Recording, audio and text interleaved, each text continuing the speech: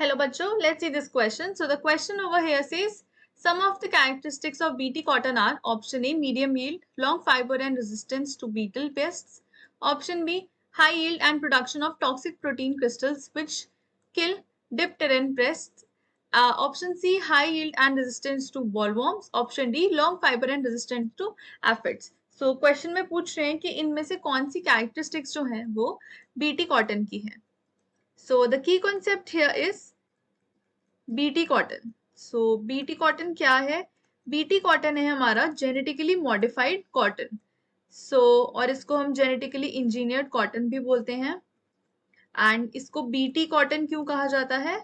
Because ये जो cotton होती है इसमें बीटी जीन प्रेजेंट होता है जो कि एक हम बैक्टीरिया से एक्सट्रैक्ट करते हैं.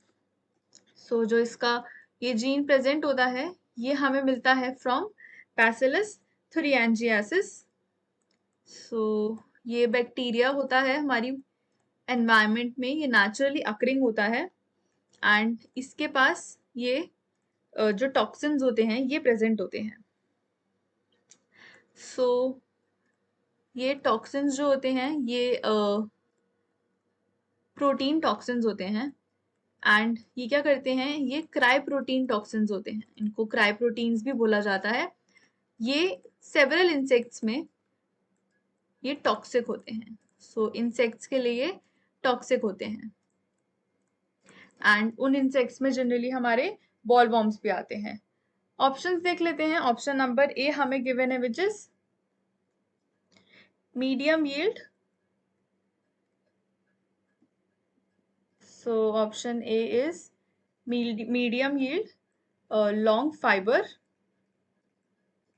And resistance to beetle. So इस ऑप्शन में 3 ऑप्शंस दिए जा रहे हैं और बोला जा रहा है कि ये होता है इनका टारगेट और बेसिकली इसका कैरेक्टरिस्टिक्स होता है. So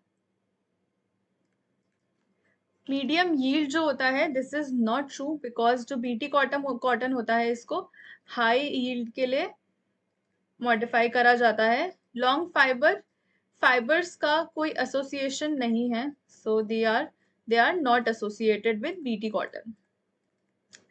last is resistance to beetle. This is not true because इनके जो रेजिस्टेंस होती है वो अगेंस्ट बॉल वर्म्स होती है. ऑप्शन नंबर बी देख लेते हैं which is high yield and production of toxin protein crystals. So production of toxin protein crystals which can kill dipteran pests. So इस ऑप्शन में जो हमें फर्स्ट पॉइंट दिया गया है वो दिया गया है high yield. So yes this is true because BT cotton को हाई यील्ड के लिए प्रूव करा जाता है. But this option here is partially true. So this is true that वो टॉक्सिन प्रोटीन्स क्रिस्टल्स प्रोड्यूस करते हैं बट वो करते हैं फॉर बॉल वॉर्म्स ना कि for डिप्टेरन.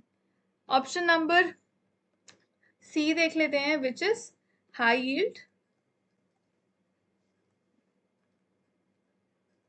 and resistance to bollworms.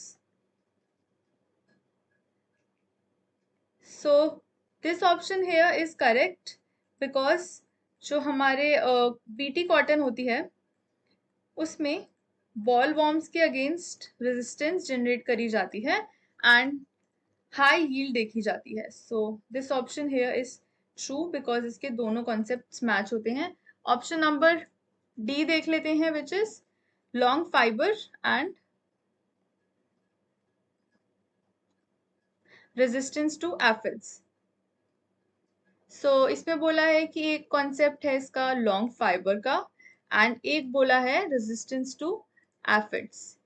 So जो long fiber का कॉन्सेप्ट है, fibers are not associated with BT cotton. So they are not associated. ये trait इनमें देखा ही नहीं जाता है.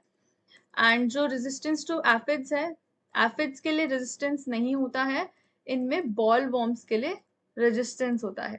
So therefore the correct option for this question is option number C, which is high yield and resistance to bollworms. Hope you understood it well. Best of luck.